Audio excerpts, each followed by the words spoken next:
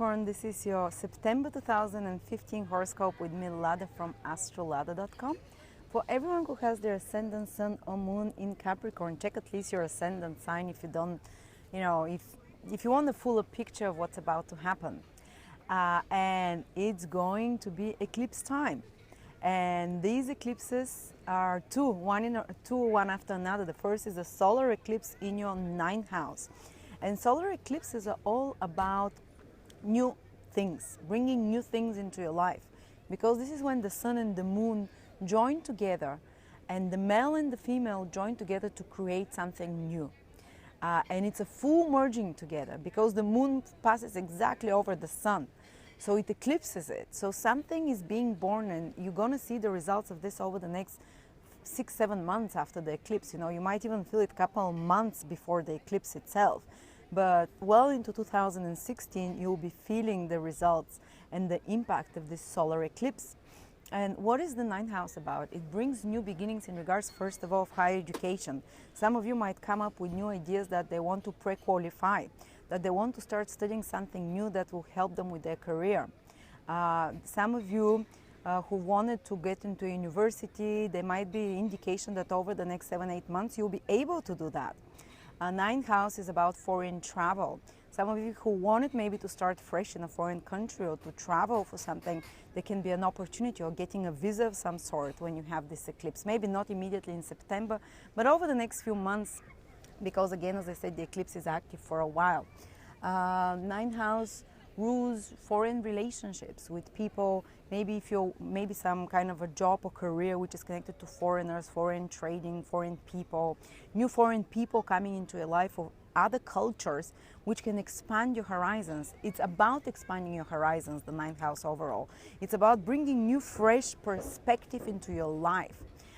You seeing the life from a different point of view, from a bird's point. If not, till now you were in the forest and you were seeing the trees. When you have an eclipse in your 9th house over the next 7-8 months, it's as if you're slowly being risen out from a bird's view to see the forest from the trees, and to direct yourself which direction you want to go towards, and to make new long-term plans and goals. So you might be having a big shift in your goals in life overall, starting with this eclipse. You might have a sudden new realization, which is always 9th house is the house of God. This is how God tries to help us go on the right path, to choose a path which will take us faster to where we're supposed to do, which will take us faster on the path of happiness, on the path of Dharma. Dharma is of good actions, of what you're here to do, your mission in life. So that's why 9th house also rules pre-qualification, higher education, because this is the process of you deciding to, seeing a new perspective and expanding your horizons, or even starting to travel somehow, or even having contact with new people, foreign people, different culture people, different belief people, different people with different beliefs, people with different religions, people with different areas of work, something very different than you, something that you are not familiar, something that is not familiar to you. And you might develop interest in very new, interesting, exciting, adventurous things which others might think, oh my God, what's happening to our boring Capricorn? Why do they want to go travel to the world? Or why do they want to switch from engineering to, to chemistry or something like that?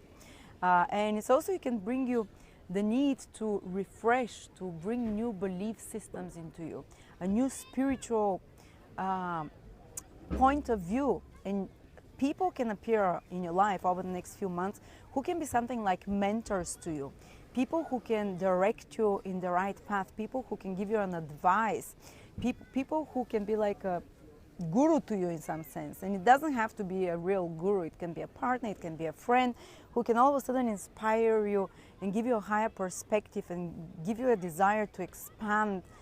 So this process of expansion starts from September, Capricorns, this process of new horizons.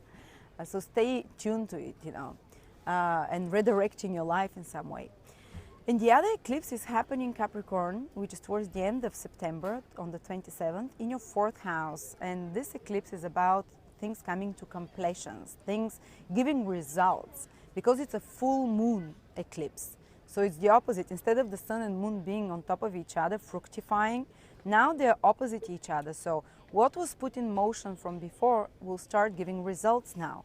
And the quality of those results depends on the efforts, on how, you know, how clever your investment of time and efforts was.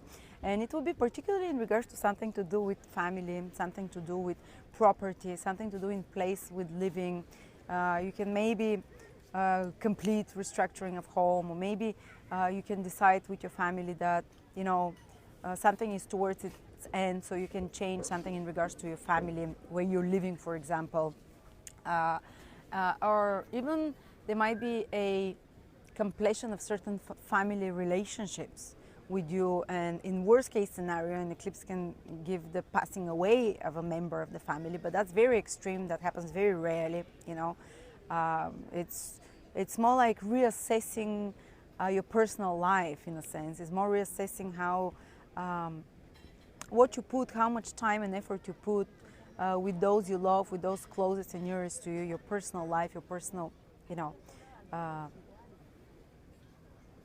place of revolt, your personal place of escape, where you go to recharge yourself. Okay, so, but at the same time, Mercury is going to be retrograde in your 10th house, Capricorns, for September and October. So 2 months, you're also very busy with career. And there is a little bit of tension. So some authority figure might put pressure on you that creates this, you know, that triggers this eclipse in the 4th house of personal life. So there might be tension. Something, maybe your work requires too much of your time, so you know, it puts tensions in your family life, or maybe your family life requires some new responsibilities which puts tension to your work. So there is some kind of tension happening there. But don't worry, you can balance it. So there is focus both on personal life and on career life. But let's see exactly what's happening with the career when Mercury goes retrograde in your 10th house cusp. It's all about putting your best skills forward, so you can improve your social standing, because Mercury is the planet of skills. What are your skills? Maybe you're a pottery maker, maybe you're a banker, maybe you're masseuse, maybe you're, I don't know, whatever your skills are, you have to perform to the best of those abilities. You'll get very busy. For example, my husband had Mercury retrograde in his 10th house a couple of months ago, and for those 2 months, the whole period while Mercury was in his 10th house, he was given so many work projects. He was coming back home by 12 o'clock at night. He had to work so hard. He said, like, all the skills that I've acquired over the years, I had to put them into use. And by the end of this process, by the end of the 2nd month, he's built a much better name and reputation at his career because of those extra efforts that he had to put, especially efforts that are mercurial, which is using your left brain, which is the rational brain, or was it the right one, which is communicating, writing, speaking, reports, analyzing, data information, you know, anything which has to do with communications, with rational information, with data, with details, with management, with marketing. People who are in careers that are management, marketing, writing, speaking, teaching, any crafts, because Mercury also rules any crafts. Almost so many professions, I would say 70–80% of most professions are mercurial, where you use your skills, your rational mind. And they'll have to be very busy with administrative tasks. And by the end of this process, you would have organized your career better. You would have made some impact by October, by the end of October, to improve somehow your social standing. You might have some important conversations with authority figures, and you might have to reassess your career in some way. And if the career is not satisfying, Mercury retrograde in your 10th house, Capricorn, can make you want to change something, you know, can make you have to adapt, to restructure, to change how you're managing this career progress, how you're managing your gradual, you know, growth to success there. I've seen people with Mercury retrograde over the 2 months get a lot of interviews, and by the end of the process, they're able to secure a new position, for example, because it's about communication, presenting your skills again. So all such kind of matters will be very busy. And as I said, people in mercurial jobs, extra busy. Extra maybe new maybe in some project you have to rework it a few times, go over it a few times, but if you put the extra effort, and some mistake can come to the surface, but if you put, and the need for plan B and plan C might come, but you'll see it once you're in the retrograde process towards the end of September. And if you put those extra efforts and redo those things, by the end of October, you would have a very good, a much improved social standing, so to speak. And you might have impressed some important authority figures. Okay, so that's about both eclipses and Mercury retrograde. And what else is happening, Capricorn? Venus is starting to move direct into your 8th house. Is it the 8th house? Yes, exactly. It was moving backwards in August. So now you might start seeing the results, because when the planet starts moving direct, it starts bringing you the results of the extra efforts in regards to some mutual finances. For example, people who are in banking, they work with other people's money. 8th house is other people's money. People who work with possessions of others. People who are in some kind of business. Anyone who is in business, 8th house rules their mutual finances, so the finances that comes to them from clients. If there was some blockage of those resources, they start coming in September. If you've made extra efforts to improve some mutual resources with someone, you're going to see the results now in September. If you've worked some hard on some deal, financial deal, which is again includes other people's resources, you're going to start seeing the results finally. It starts unraveling, it starts untangling, it starts paying off in some way.